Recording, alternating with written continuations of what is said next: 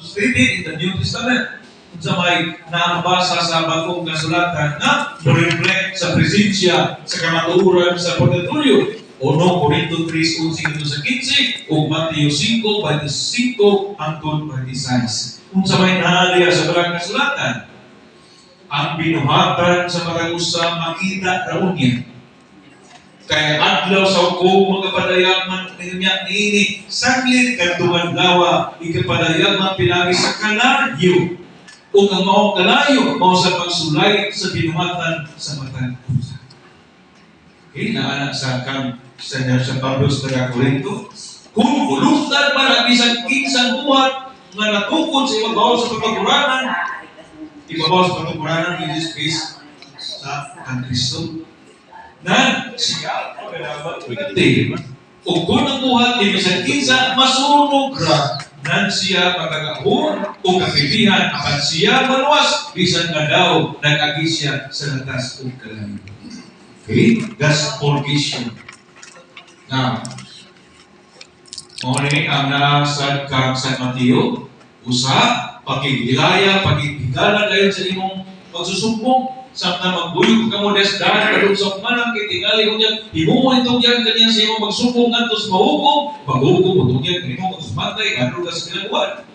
Sa pagkatinuod, magalingon ako kaninyo nga di ka gayon unya makagawa ikan sa dito hangtod kabayaran mo ang katapusan sinta. You can never get out unless you pay the last penny. So dapat mo gawas ka kung na dyan tayo utang. Utang na mga sala at kahimo aning kalibutana San Mateo 5:25 nagto sa 26. Okay? Now, what does the Catholic Church think about purgatory? Sa pagkikitulo si mga metungkol sa purgatorio. Okay? Pinagi sa krus. Huasan ka, nagipiyuhan ka sa mga sala. O kanyang kaluoy, ang pasaylong sa mga sala, kung kita mangayong pasaylong. Ang justicia's Ginoo, however, requires us to suffer purification of our sins consequences na ating pagabayaran tungkol sa agi sa atong mga sala. Okay? If we don't satisfy God's justice in this life, God allows us to satisfy it in the next. So pwede na, piliyon ka, gusto ka mabayad sa purgatorio din sa kalimutan, dito na sa gawas. Pwede na? Sige, ang cancer ka. Cancer sa upo. Magsagin ka, buntag gabi. Pero pag umara na, tingalit, duwa katuig na, nagdigda ayan, kumita na lang, hitso langit. O dito sa purgatorio, barbecuehon ka, every ka na Wednesday. Yawa na kayo mo ampo, kaya nabor na kayo na imong kuwan. Ipugod. Okay.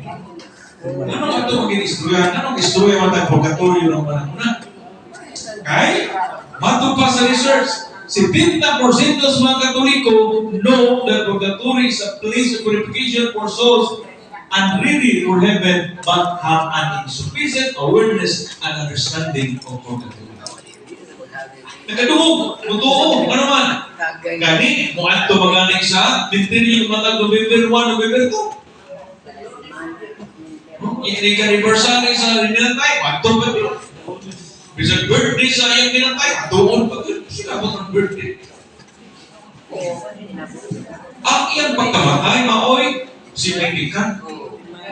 Because we believe na ang iyang pagkamatay mao sa naging day of entry ngadto sa sama sa 70% sa matakantos. Like, ano sa namatay si San Vicente Ferrer? Abril 4. Ano sa namatay si San Isidro Labrador? Mayo 12, 15. Ano sa namatay si Antonio de Padua? Junio 15.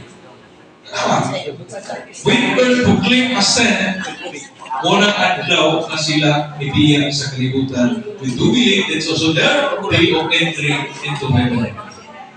Okay? Now, what is purgatory again?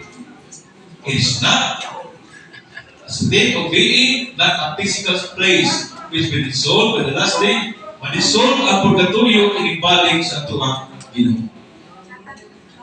Now, the Apostle Purgatory, kailan mo ni Catherine of Genoa? Kung magkakailan niya. Si Saint Catherine of Genoa, kung saan na siya ka-Madrid, na samtang tuwa siya sa konbento, o pakita niya ang Ginoo, o kumatag o mga mensahe, kung saan ang purgatorio, kung saan ang langit. So, nagkaan kayo mga misis na ihatag ni Ginoo directly into ni Sister Catherine of Genoa. Okay, that's why she was called as the Apostle of Purgatory. Described purgatory from vision, she was granted na ang purgatorio divided into 3 levels. Ground floor, second floor, third floor. Okay? Kung sa mga mga first level, second level, third level, which souls are consigned according to the severity and number of their unexpiated sins. Kung bukad kayo ng mga sala, pero di po ka madalas sa impyerno, at to the third floor. Bukad-bukad ni mong sa, di ka po madalas sa impyerno, di po malangit, second floor. Pero katong maradara, pero di pa din kaya malangit at to the ground floor. Okay? Now, level 1, from a dark, deep and dark, very thick with many form of severe torture, alike unto hell, where souls suffer the longest. Morning ang naa. Yung pinakadugay mo suffer, pinakadugay ang kalayo. Number 2, murky and barren region, where souls endure more moderate pains for a certain time. Barren means moral descent. Dinaw tayo. Pero kung hawag ka, tapos kainit, wala kayo makita ng tubig. Then, last level, a brighter realm of little or no pain, na ikamay kasakit, where souls stay for a briefer time, all aching to be with God. Dahil na tayo, tingali, semana, buwan, kini tuig, kini ginatos ka tuig.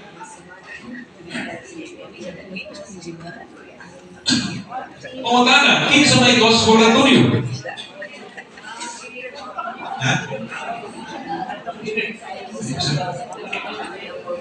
Baptized persons, including those with baptism of desire and of blood, who have accepted God's merciful forgiveness and died in the state of grace, but who have not made full expiation of their sins or have died with unrepented venial sins, go to heaven. Unrepented venial sins.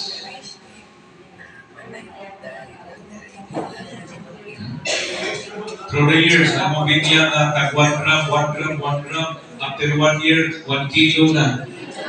Sunod eh, 200 kilo. Ilan pa yun? Wala naman nalagkan. Okay? It is believed that 250,000 people who have died daily. What is 250,000? 250,000 ka mga tao mamatay kada adlaw. Dari kahit neither. Dili. Dari kay go to heaven or go to hell, but purgatorio. Hindi ko ka-imagine kung sa insurance purgatorio na over na dito. As it did, they suffer grievously and are utterly dependent on the suffrages of the living for the shortening of their time and the mitigation of their pain in purgatory. They cannot pray for their help, but they can help and pray for us. Makatabang sila nato ng kabuhi, pero di sila katabang sa ilang kaulihan. Wala yung naging pahit. It's the painful reality. Now, what those souls in purgatory experience? Kung sa mga ilang pagdagan nito.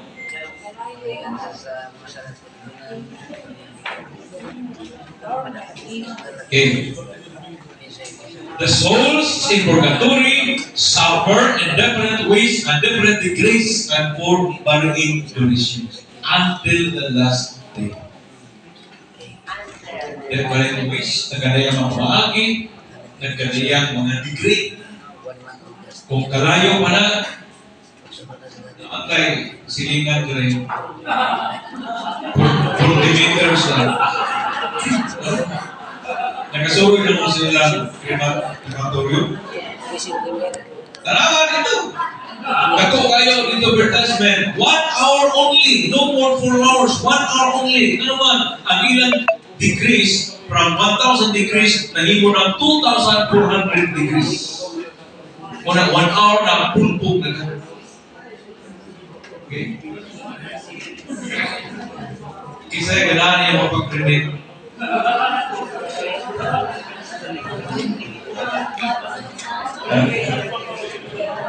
Darang dali lang. Raso, nagkapagpag-predict kahit number 1, praktikal na mo. Nanong dugay ng gawin ko man, patay na man.